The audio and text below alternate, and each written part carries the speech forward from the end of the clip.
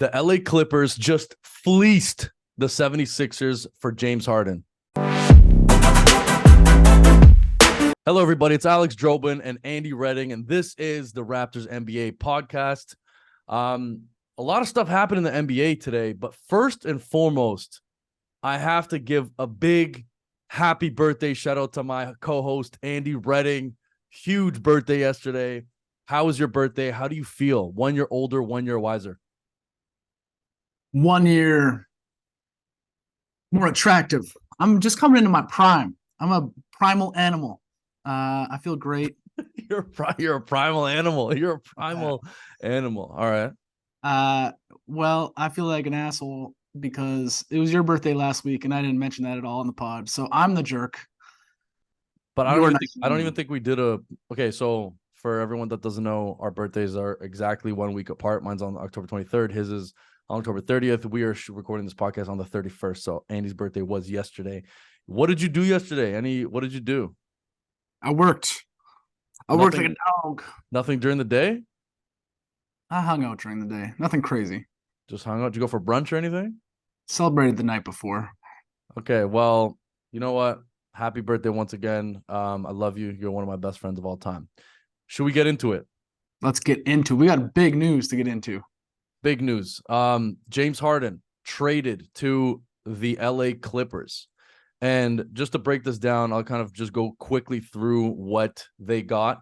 I think this was an absolute fleecing by the LA Clippers. And we can talk about this, but in exchange for Harden, the Clippers got, in exchange for Harden, the Sixers got Robert Covington, Nick Batum, KJ Martin, Marcus Morris Jr., and draft picks. So their draft picks are 2026 first-round pick from the Clippers via the Oklahoma City Thunder, and a 2028 first-round pick, 2 second-round picks, and a pick swap from LA as per league sources. Andy, initial thoughts? You think it's a fleecing? Yeah. I think we've got a rare bad deal. 2 losers in this one. The Sixers, they had this great trade asset in James Harden, and they got no great rotation players back in the trade. They didn't get – how is Terrence Mann, how is Norman Powell not in this trade? Just a big miss for them. And then you look at the Clippers, they're old as hell. Is James Harden really going to mesh well with Russ, Kawhi, and PG? I don't think this was the move for either team. Okay, just to push back on that a little bit. Yes, they're old, but honestly, Paul George has been going off. And same thing with Kawhi Leonard. I think both of those guys, if they stay healthy, are still kind of in their prime. Again, with the caveat of staying healthy. But the fact that James Harden led the league in assists last year, which you seem to forget about on our first podcast, is huge for this team. It's huge. The fact that they still have a bunch of these pieces. They have arguably 3 superstar players. And yes, superstar players. All-stars, definitely. All 3 of those guys are all-stars. Plus, you have Russ, who's playing the best he's played in a couple of years at least. I don't know if you saw that last game, but he was all over the court. I think this is a great move for the Clippers. What Philly got back, Robert Covington, that's an okay piece. Nicolas Batum, he's old, like you said. KJ Martin seems like he's just been bouncing around the league at this point. This is his 3rd team in 3 years. Marcus Morris Sr., older player as well. So I think Philly's getting older. But in terms of what's happening with the Clippers, I think this is their one final shot to try to win an NBA championship. And if they stay healthy, I honestly see it potentially happening. I like that you mentioned it's their final shot because it is their final shot. Kawhi, PG, Harden, Westbrook, they're all free agents after this year. The band's not staying together. And they also are trading away all their draft picks until 2029. They've got nothing coming up. The cupboards are bare. This is it. This is what they're doing. They're relying on old dudes. They're clearly going all in. You think it's going to work? You think they're going to be able to beat the Nuggets? It'll be really tough. I think when you have 3 players of that caliber, you always have a shot to beat any team. James Harden can take over a game, PG can take over a game, and Kawhi can certainly take over the game. clearly we saw that in 2019. I know that was 4 years ago, but that photo behind you on the wall, that's us at the parade celebrating. So don't ever forget it. And the only reason why he has not been, he hasn't been successful is just because of his injury luck, honestly. I think this could be a really big move for the Clippers. Whereas on the Philly side, I don't know what they were thinking. Getting these sorts of pieces, like let's look at these draft picks. People want to talk about these draft picks for a second. Like Philly received a 2026 first round pick from the Clippers via OKC Thunder. In 2026, the Thunder are going to be way too good of a team. If they do have a first round pick, it'll be late in the first round. Who knows what that pick's going to be? Probably not very good. 2028 first round pick from the Clippers, which that might turn out to be something, because in 2028, none of these guys are going to be on the team. But although who knows in today's NBA, the amount of time that these guys are playing. But 2028 first round pick is the only decent sort of asset that they got. 2 second round picks. Nobody cares about that. And a pick swap from LA. Like, they got fleeced, man. Are we reacting too quickly to this trade, though? Is there a bigger picture we're not seeing? Are the 76ers trying to acquire draft picks to then flip for something else? My point is, they can't. What are they going to flip these draft picks for? They're not any good. A first round pick is a first round pick. Are you saying if if Philly starts tanking this year, is that what you're trying to say? No. I'm saying they could trade these first round picks they just got from the Clippers and acquire a good piece. There's reports this morning that they're intrigued with Zach LaVine and or OG Anunoby. Could these draft picks help pry one of those guys away? Possibly. Possibly. I just think that's such a small haul for a guy like James Harden, when I think no matter what, or you know what, maybe he still has me fooled. Maybe he has me fooled. But last year, the guy was a borderline all-star. He led the league in assists, which people tend to forget about. Now he's playing with 2 absolute all-stars who's he's going to get them shots, And the other thing is, in terms of time management, and I think all 3 of those guys are going to be able to sit a little bit more, even though that's not what the league wants. But I'm saying they probably could do that to take the load off of each other. And then Russ can just go out there and play 48 minutes a game because that guy has a motor on him. But I don't know. I think this gives the Clippers a much better chance than what they currently had. Do you not agree with that? You know what? You're right. This Clippers team is now a super team in 2018. Come on now. They are all in their mid to upper 30s. They're playing against Nikola Jokic. Are they even better than the Lakers? I don't know. I'm not convinced of that. This is blasphemy. Right now you have 2 photos behind you, one of us at the parade and one that I gave you of Kawhi Leonard hitting that shot on the baseline. Kawhi's numbers are still really good. PG literally can't be stopped. I watched his full game last night. The guy was getting every single shot that he wanted. When they were playing against Wemby, literally Kawhi just started D'ing up on Wembanyama to start the game, and Wemby couldn't get a shot off on Kawhi. And honestly, he does that. He still does that to any player in the league. He will lock anyone down. PG, that's an absolute great defender as well. And these guys are a little bit older, but this is what I'm saying. This is their final shot, it seems like, to try to get anything done. But I don't know. A lot of guys who like to create their own shot on that team. The one thing, Andy, is what if James Harden is just really out of shape again? What if he's literally on the last, he's blown up in the last month since we saw him? What if he's just fat as hell right now and just can't move around? And then it's going to take him another month to 2 months to get back into game shape. Do you know what I mean? So I'm not accounting for that right now. We'll see how he looks when he comes back. But if he didn't think there was a possibility of him getting traded, he's probably not in the gym every single day, No. So, yeah, that's one thing we have to take note of. I just think if he gets into game shape and if he plays the majority of the season at as high of a level as he did last year, they have a way better shot of winning the championship than they did last year. Will they beat the Nuggets? No. Do they have a better shot? Probably. They are a better team today than they were yesterday. Yes. I just think I feel like they could have made a different move. Not this. Maybe go after OG. I don't know. I don't know if Harden's the dude. You think the Clippers won the trade? I say lose-lose. You say lose. Okay, let me see if see, Philly hasn't even updated. This is what I'm talking about, honestly. Whoever is at ESPN and the NBA, like, they need to get it together because both of these sites are so glitchy, first of all. Like, I can't even see, they're not even updated that this trade even happened. You've never sounded more old. What? Just complaining about technology. How? What do you mean? That should make me sound young. I'm complaining about technology that they haven't updated the fact that James Harden is on the team and it's 12 p.m. the day after he got traded. Like, come on. This is ridiculous. They still the ESPN 76ers roster 2023, 2024 still has all those players on the roster. Has the trade knock on 3 yet fully? Is that maybe what it is? Could be. I don't know. This is annoying. Angry Alex. I just want to see what the final roster of both teams looks like.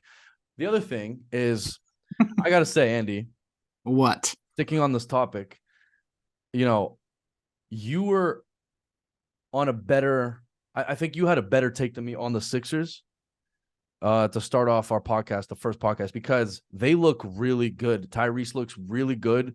He had a jump shot the other day coming through the lane, going literally fading backwards that I haven't seen a player hit in years. It was it was such a weird floating backwards fadeaway shot.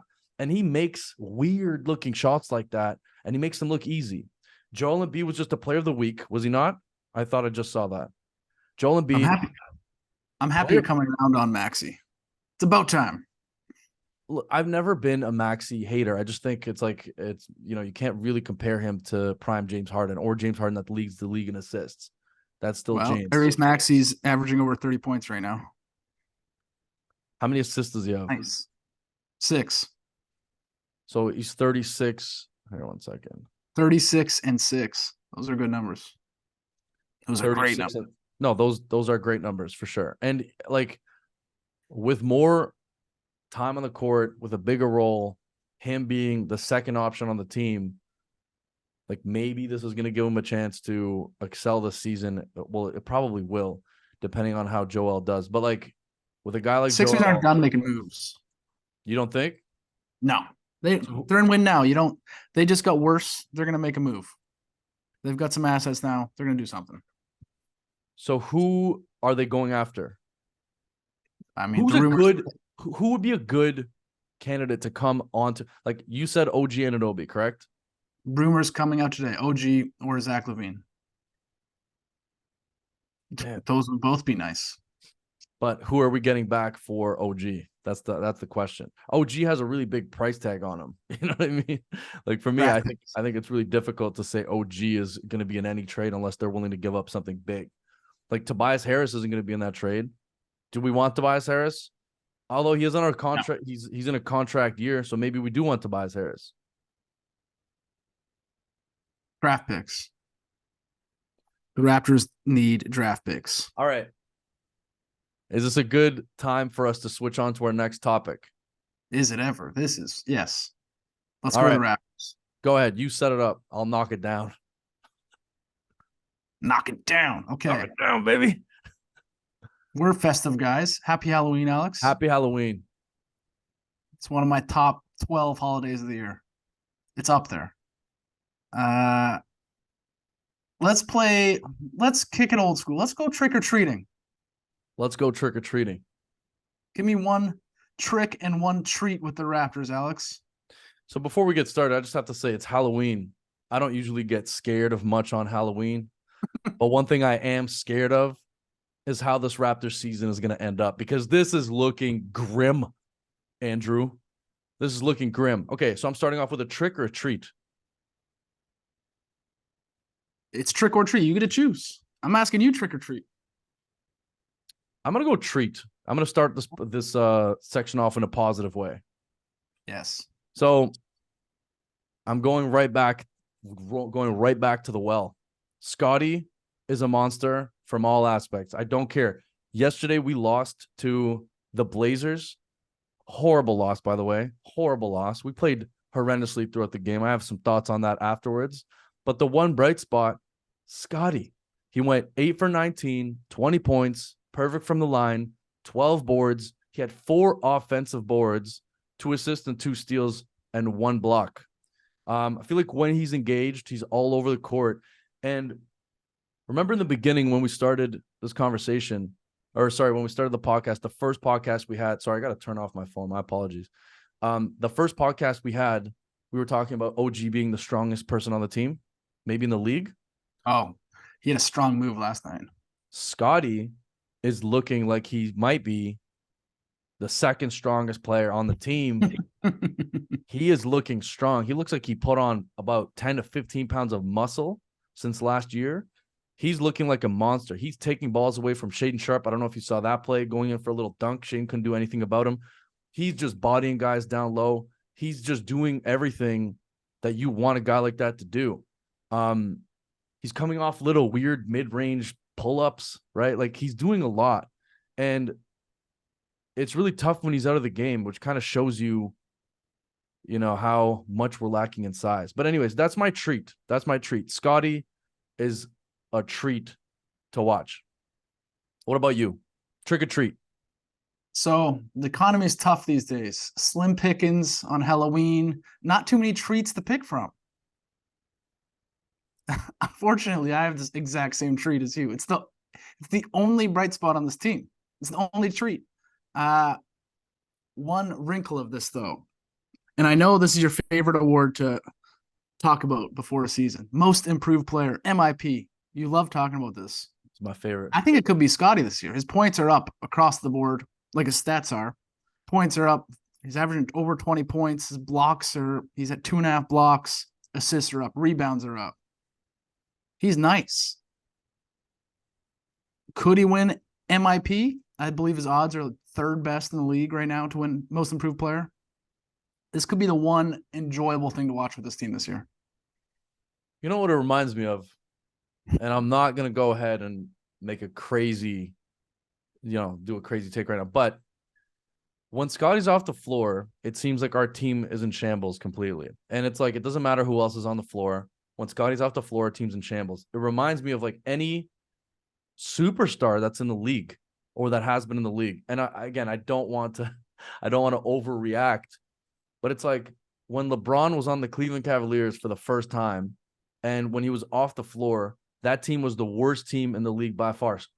LeBron comes on the court, dominates, the team gets a win for the most part. Like they were significantly better with him on the floor, of course, but it's a way bigger drop off when he's off the court. And I think that it's the same situation for Scottie. Scottie is just like a monster. Like I said, on all sides of the floor, he's playing defense, he's rebounding, he's screaming at everybody. Like when he's off the court, it seems like the team is in shambles and we can't do much. So, okay, we both have the same trick. The other thing is, treat. The other thing is I think Jakob is also a little bit of a treat because same situation with him. He only played like 28 minutes yesterday. Every time he was off the court, we got out-rebounded like crazy. DeAndre Ayton just went to work. DeAndre Ayton had, what did he have? He went 10 and 23. He had 23 rebounds on us with 7 offensive boards on the glass. Okay, you're calling Pirtle a treat, but this is like when you go trick-or-treating and someone gives you an apple. It's not what you want. Ayton had 23 rebounds, a lot of it with Pirtle on the court. Pirtle, we were excited about him after game 1, but is he just an average center? Did the Raptors give up a first-round pick for just a dude? Let me push back right now. Okay. I'll tell you exactly what's going on with Jakob Pirtle because I watched the game and I watched the highlights of the game as well, just to rewatch it again. And honestly, man, like when Jakob got switched on to Jeremy Grant, for example, Jakob plays really great D on Jeremy Grant. He goes up for a layup. Jeremy Grant misses the layup. DeAndre Ayton just pushes whoever else is in the lane, in and around the lane, out of the way and grabs the rebound. It's not Jakob's fault. Anytime Jakob was boxing out DeAndre Ayton, he boxed him out. He boxed his ass out. The problem is everyone else who's around can't help. And that leads me to my trick, Andy. So smooth. We are so small. We're so small. When Jakob's not in the game, we're getting absolutely blasted on the glass. We need another big man.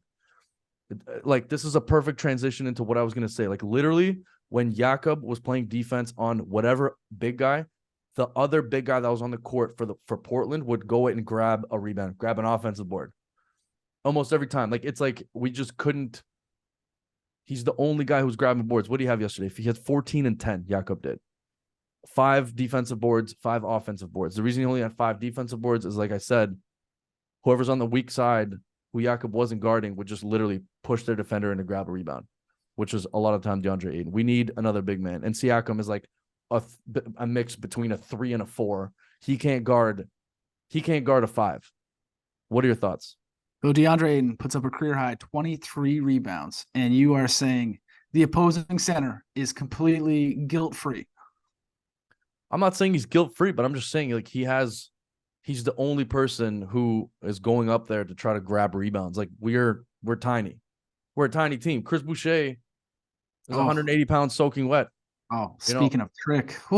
Pascal Siakam, what are we talking about? He's 6'8", 6'9". He's not guarding a 5, and he shouldn't be. That's not his game. He should be guarding like a 3-4 max. He should be guarding a smaller 4. And then like, let's think about everyone else. We don't have any other big men, literally. Like no. OG Anunoby grabbed some boards. Obviously, Scottie had 12 boards, so he did his job on the glass. But then, Pascal 6 rebounds, Chris Boucher 7 boards. Like other than that, nobody grabbed any boards.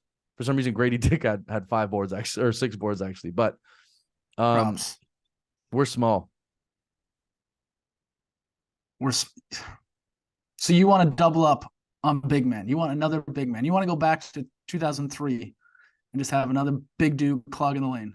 Well, I don't know, Andy. We just lost to Portland, who's supposed to be one of the worst teams in the league this year, and they beat us without one of their best players. We didn't just lose to them; they beat us. Like they were on the second half of a back-to-back without one of their best players, and they beat the Raptors. Truly embarrassing. It's embarrassing. It's actually embarrassing. Jeremy Grant, he went 22. What is it? 22-6. Ayton, big night on the boards. Shaedon Sharp, obviously 14 points. They all shooting pretty well from the free throw. Do you know, man? Actually, I want to ask you this. I don't know if you took this in or saw this stat. What do you think we shot from 3 yesterday? Are you trying to steal my trick? Sorry, go ahead. It's your trick. Go ahead. Here's my trick. The Raptors.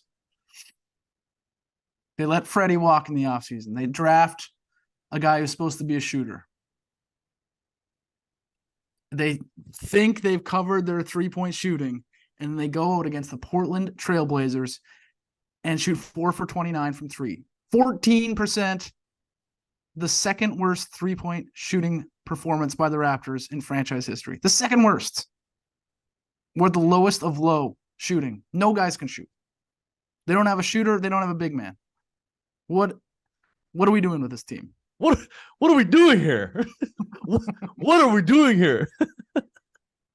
We don't have any 3-point shooters. We don't have any big men. What are we doing here? No, I had that stat in bold. That was the next trick I was gonna say. You're right, 13.8% from the 3-point line. And the problem with that, which leads me into my next point. Here we go. Darko. Does he know how to run? Does he know how to run an offense?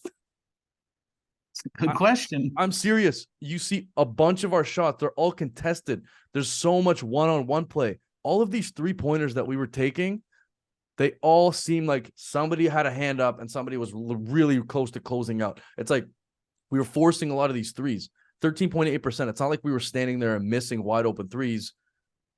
They were all contested. All contested. Very little flow on offense. We just didn't look good. Nick Nurse wouldn't have let that happen. That's a hot take, but a very strong point. Early results to Darko's reign in Toronto. They're last place in points scored. They're the only team under 100 points per game. They're the only team to not score 110 points in any game. They're last place in points per play in the half court. So their half court offense stinks. Are they paying the price for hiring a coach who has no experience? Yes. Is it roster construction too? Yes. There's a lot of blame to go around here. I think what you said earlier hit the nail on the head. The fact that we don't have any 3-point shooting, which just it seems like some of our guys should be hitting threes. OG's a little injured. He still played 30 minutes. He went 2 for 9 from the 3-point line. Then we have Grady Dick, supposed to be the 3-point shooters, 0 for 3. By the way, sorry, one more thing. Gary Trent, 0 for 1. Didn't shoot too many shots. Who else? That's it. Scottie went 1 for 4. Dennis went 1 for 3 from the 3-point line. But again, just to bring it back, like they all seem so contested because there's no flow in this offense. I don't know, man. We need to switch something up. Or are we just being a little dramatic because that was only the 4th game of the season? Very dramatic. Although it's only the 4th game, but the next 5 games, Bucks, Sixers, Spurs, Cavs, Celtics, they could be 1-8. They could be 2-7. Season could be more or less over 10 games in. I don't know. What I was going to say was, if this is how badly we're getting beat, not just losing, but we're getting beat by a team like Portland, it's very possible that we're going to go 1 for 8. Like, Portland was running very nice, distinguished plays. Okay. They were coming off screens. Like, literally, they had so many open shots and open looks. I'm surprised we didn't lose this game by 20. DeAndre Ayton, he was really good on the offensive glass. But even with that being said, they were running really good plays and getting really open shots, good looks. So for me, like, it seems like it's not just the offense. The defense isn't really working that well. And to go back to one of your stats that I don't really like too much, but I'm going to use it in this situation. Gary Trent Jr.'s plus minus was -10. Grady Dick's was -9. Malachi Flynn's was -9. Okay. It was very clear when those 3 guys were out on the perimeter against their offense, we could not defend. They kept getting trapped on screens, trapped on whatever, pin downs. And it's like, what are we going to do about that? It feels like 2 of the guys can't really D up in this league right now. They can't D up and they can't score. Yeah. The bench, well, we haven't even talked about it as a whole. The bench unit, which you're referring to, is brutal. It's Malcolm Brogdon outscored the entire Raptors bench on his own. How is a guy off the Blazers bench outscoring the entire Raptors bench? Yeah, but Malcolm Brogdon shouldn't be coming off their bench. They're just giving, what's his name? Scoot. They're giving Scoot the keys, which, by the way, I don't think they should be, because I think he's overrated and he might be a bust, Andy. He was invisible. Scoot might be a bust. I think he's too small. He's like 6'1", 6'2", and he doesn't really have a shot. You're body shaming some guys today. Raptors are too skinny. Scoot's too small. This is 2023. You can't do this. Just call me Nikola Jokic. Nicola's like, I like Boucher. Chet. He just needs to get a little fat. Or no, it's about Chet. Sorry, yeah, Chet. I don't know why Boucher. We'll say very similar body types. They're basically the same guy. But yeah, I don't know. I don't know what to say about this team. I feel like you're right. We might go 1-8, which would be ridiculous. Bench play is not there. Malcolm Brogdon should be a starter in this league. He had 21 shots. He literally shot the most on their team last night. And this Portland team, like, they might be a sneaky little playing team or something like that. You're nuts. That was their first win of the year. They're not good. I know, but the way that they looked, I know it was against us, which, clearly I had higher hopes for the Raptors before the season started than what I'm thinking about them now. But I don't know. The way they were running their plays, it seemed like if they get into a flow and people start hitting shots, like, it's tough to defend those guys, especially if Simons comes back and he starts getting a little hotter as well. I don't know. We did not look good. Any other thoughts on the Raptors? Enjoy watching these dudes right now. Some of these guys might not be Raptors for long. There's going to be some trades if this keeps up. There's going to be a blow up. Do you think that sad times? Do you think that it's actually better for us to blow the whole thing up? Keep Scottie? Who would you keep if you blew it up? Listen, this is clearly a bit of an overreaction. Let's wait until 10 games into the season. We're literally 4 games in, and we're already saying to blow up the team, which is absurd. But we've seen some really bad play. Who do you keep? You keep Scottie and Grady. You can probably get a really good assets for everyone else. You can get a ton of first round picks, young guys. You can trade Pirtle, get that first round pick back easily. OG aren't the rumors that the Raptors turned down 4 first round picks for them at the deadline last year? Yeah. That's a ton. He's a Yeah. coveted dude. I think right now his stock is a little lower than it was last year, especially now that he's injured, and he hasn't had a good start to the season. Okay, enough on the Raptors. Unless you have something else to hit, I got one more topic, and then whatever you want to talk about as well. I think we should do one more each. Okay, you go. Okay, so, the Mavs are looking good. Back to this again. I'm going back to the well. Luka had a ridiculous game again. He played 40 minutes.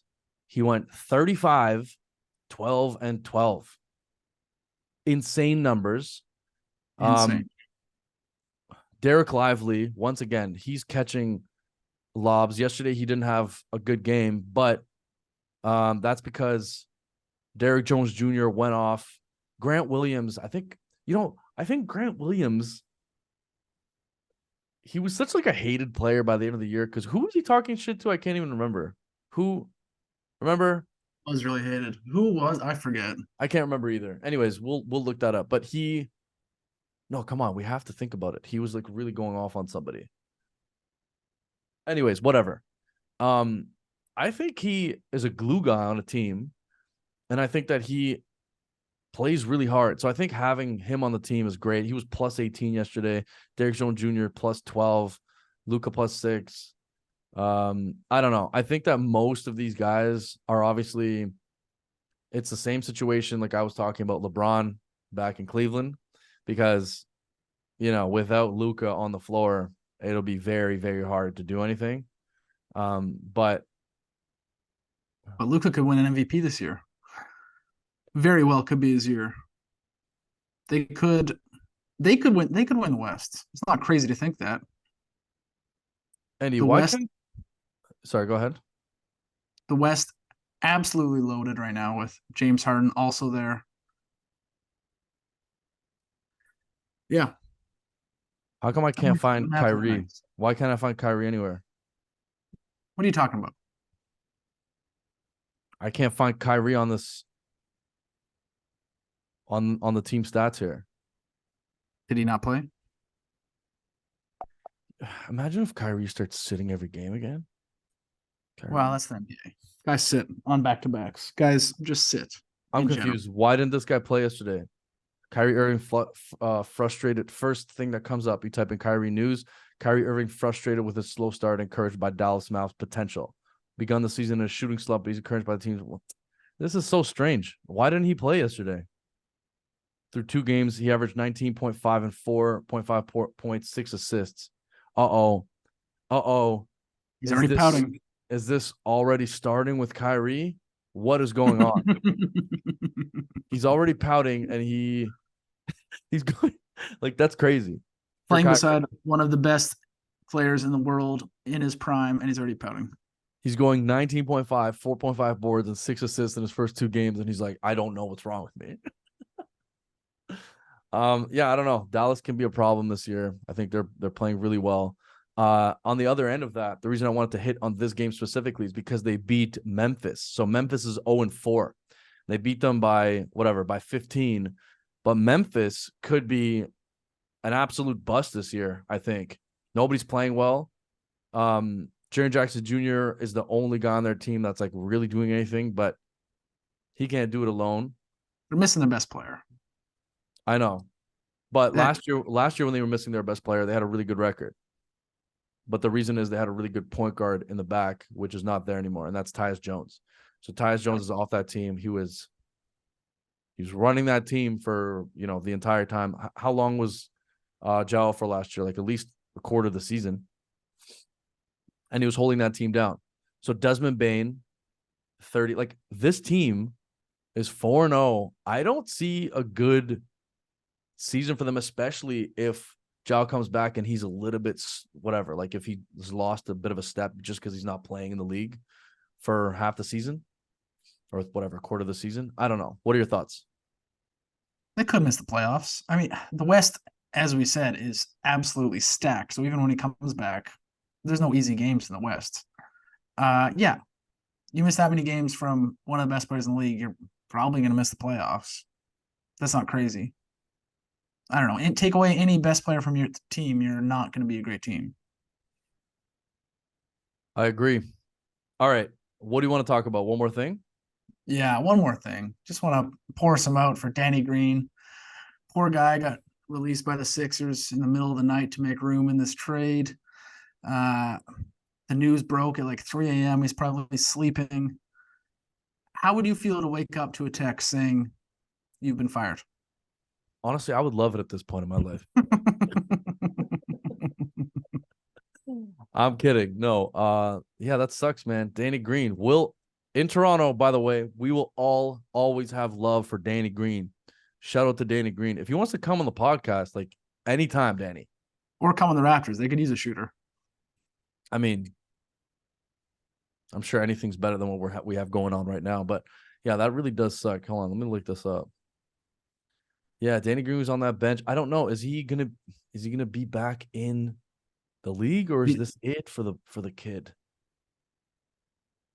I feel like he can still shoot. Is he? He's better than the Raptors bench. Guys that aren't playing, Garrett Temple, Otto Porter. They need someone. He'll find a spot somewhere. It's probably his last year. But yeah, poor Danny Green. Wait, hold on. Ready? Middle of the night.